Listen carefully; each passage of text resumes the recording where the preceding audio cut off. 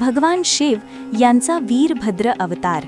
भारतीय संस्कृतीमध्ये भगवान शिवाचे अनेक अवतार वर्णिले आहेत, परंतु त्या सर्वांमध्ये वीरभद्र अवतार हा अत्यंत रौद्र, शक्तिशाली आणि न्यायासाठी प्रकटलेला अवतार मानला जातो. या अवताराची कथा दक्ष प्रजापतीच्या अहंकाराशी आणि सती देवीच्या बलिदानाशी जोडलेली आहे. सृष्टीच्या आरंभी ब्रह्मदेवाचा मानसपुत्र दक्ष प्रजापती याला विश्वाचा रक्षक आणि अधिपती म्हणून मोठे अधिकार प्राप्त झाले होते. दक्षाला अनेक कन्या होत्या, त्यापैकी सती ही सर्वात ज्येष्ठ आणि गुणी कन्या होती.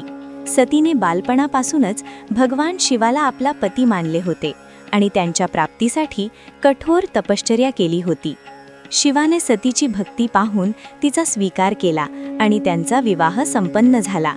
मात्र दक्ष प्रजापतीला शिव कधीच आवडले नाहीत.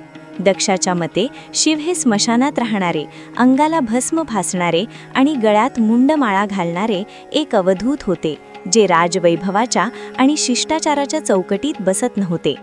एकदा प्रयाग क्षेत्री आयोजित केलेल्या मोठ्या सभेत जेव्हा दक्ष तिथे पोहोचला, तेव्हा सर्व देव आणि ऋषी उभे राहिले, पण भगवान शिव आपल्या ध्यानात मग्न असल्याने उभे राहिले नाहीत. या घटनेमुळे दक्षाचा अहंकार दुखावला गेला आणि त्यांनी शिवाचा अपमान करण्याचा व सूड घेण्याचा निश्चय केला.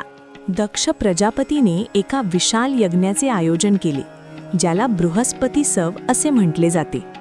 या यज्ञासाठी त्याने विश्वातील सर्व देव, गंधर्व, यक्ष आणि ऋषीमुनींना निमंत्रित केले, परंतु त्यांनी आपली कन्या सती आणि जावई शिव यांना मुद्दाम आमंत्रण दिले नाही. जेव्हा सतीला या यज्ञाबद्दल समजले, तेव्हा तिने शिवाला तिथे जाण्याचा आग्रह केला. शिवाने तिला समजावले की निमंत्रणाशिवाय जाणे हे अपमानास्पद असते, विशेषतः जिथे यजमानाच्या मनात आपल्याबद्दल आकस असतो. परंतु सतीने विचार केला की पित्याच्या घरी जाण्यासाठी आमंत्रणाची गरज नाही. ती आग्रहाने दक्षाच्या यज्ञशाळेत पोहोचली. तिथे गेल्यावर तिला आढळले की शिवासाठी कोणताही भाग राखलेला नव्हता आणि तिचे पिता दक्ष सर्वांसमोर शिवाचा उद्धार करत होते, त्यांचा अपमान करत होते. आपल्या पतीचा आणि जगाच्या पालकाचा हा अपमान सती सहन करू शकली नाही. तिने क्रोधाने आणि दुःखाने तिथेच योगाग्नी प्रज्वलित केला आणि स्वतःच्या देहाची आहुती दिली. सतीचा देह त्यागल्याची बातमी जेव्हा भगवान शिवांना कळाली, तेव्हा त्यांच्या क्रोधाला सीमा राहिली नाही. शिवाच्या क्रोधातूनच वीरभद्र अवताराचा जन्म झाला. भगवान शिवाने क्रोधाच्या भरात आपल्या डोक्यावरील एक जटा उपटली आणि ती पर्वतावर आपटली. त्या जटेतून एका महाकाय, 1000 हात असलेल्या आणि अग्नीसारखे डोळे असलेल्या वीरभद्राचा जन्म झाला. त्याचवेळी शिवाच्या दुसऱ्या जटेतून महाकावी प्रकट झाली. शिवाने वीरभद्राला आज्ञा दिली की तू दक्षाच्या यज्ञाचा विध्वंस कर आणि धर्माचा अपमान करणाऱ्यांना दंड दे. वीरभद्र आपल्या अफाट शिवगणांच्या सैन्यासह दक्षाच्या यज्ञशाळेकडे निघाला. वीरभद्राचे रूप इतके भयानक होते की त्याला पाहताच मोठे मोठे देव आणि रक्षक पळू लागले. यज्ञशाळेत पोहोचताच वीरभद्राने थैमान घातले. त्याने यज्ञाची पात्रे तोडून टाकले, ऋषीमुनींना पांगवले आणि जे देव दक्षाच्या बाजूने उभे होते त्यांना यमसदनास धाडले. वीरभद्राने भगवान विष्णूंच्या चक्रालाही रोखले, कारण त्यावेळी तो साक्षात शिवाच्या कोपाचे प्रतीक होता. शेवटी वीरभद्राने दक्षाला पकडले आणि ज्या मुखाने दक्षाने शिवाचा अपमान केला होता ते शिर धडा वेगळे करून यज्ञाच्या कुंडात फेकून दिले. अवघ्या काही क्षणात दक्षाचा गर्विष्ठ यज्ञ स्मशानात रूपांतरित झाला. वीरभद्राचा हा अवतार केवळ विनाशासाठी नव्हता, तर तो अहंकाराच्या अंतासाठी होता. जेव्हा सर्व देवांनी शिवाची प्रार्थना केली आणि सृष्टीच्या रक्षणाची विनंती केली, तेव्हा शिव शांत झाले. त्यांनी वीरभद्राला आपल्यात विलीन केले. देवांच्या विनंतीवरून शिवाने दक्षाला पुन्हा जिवंत केले, परंतु त्याचे डोके जळून खाक झाले असल्याने त्याच्या धडावर एका बोकडाचे शीर बसवण्यात आले. हा बदल दक्षाला त्याच्या पशुतुल्य बुद्धीची आणि अहंकाराची आठवण करून देण्यासाठी होता. वीरभद्राची ही कथा आपल्याला शिकवते की भक्तीमध्ये अहंकार आला की व्यक्तीचा नाश निश्चित असतो. शिव जरी शांत आणि भोळे असले तरी जेव्हा धर्माची मर्यादा ओलांडली जाते तेव्हा ते वीरभद्रासारखे रौद्र रूप धारण करून न्यायाची प्रस्थापना करतात. दक्षिण भारतात वीरभद्राची अनेक मंदिरे आहेत जिथे त्याला रक्षक देवता म्हणून पूजले जाते. हा अवतार शक्ती, निष्ठा आणि शिवाची आज्ञा पाळण्याचे सर्वश्रेष्ठ प्रतीक मानला जातो. आजही वीरभद्राचे नाव घेतल्यावर दुष्ट शक्तींचा थरकाप उडतो, कारण तो सत्याच्या विजयाचा सेनापती आहे. वीरभद्र अवताराची व्याप्ती केवळ त्या एका घटनेपुरती मर्यादित नाही, तर ती मानवी जीवनातील अंतर्विरोधावर भाष्य करते. दक्ष हा बुद्धीचा आणि सामाजिक प्रतिष्ठेचा प्रतिनिधी होता, तर शिव हे अंतरात्म्याचे आणि वैराग्याचे प्रतीक होते.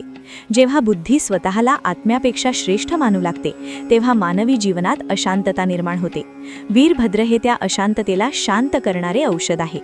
यज्ञाच्या विध्वंसातून शिवाने हे स्पष्ट केले की ज्या विधीमध्ये ईश्वर किंवा सत्याचा सन्मान नाही, तो विधी व्यर्थ आहे. वीरभद्राच्या हातातील विविध शस्त्रे ही मानवी मनातील काम, क्रोध, लोभ, मोह आणि मत्सर यांसारख्या शत्रूंना मारण्यासाठी वापरल्या जाणाऱ्या विवेकाची प्रतीके आहेत. सतीचा मृत्यू हा आसक्तीचा अंत दर्शवतो आणि वीरभद्राचा उदय हा शुद्ध अन्यायाविरुद्धच्या संघर्षाचा उदय आहे. या कथेचे पारायण केल्याने व्यक्तीमध्ये धाडस निर्माण होते आणि सत्याच्या बाजूने उभे राहण्याची प्रेरणा मिळते. भगवान वीरभद्राचा विजय झाल्यानंतर त्यांनी ज्या प्रकारे नम्रपणे शिवाच्या चरणी स्वतःला अर्पण केले, ते एका महान सेवकाचे लक्षण आहे. प्रचंड शक्ती असूनही वीरभद्राने कधीही स्वतःचे वेगळे अस्तित्व किंवा राज्य मागितले नाही. तो सदैव शिवाच्या आज्ञेत राहिला.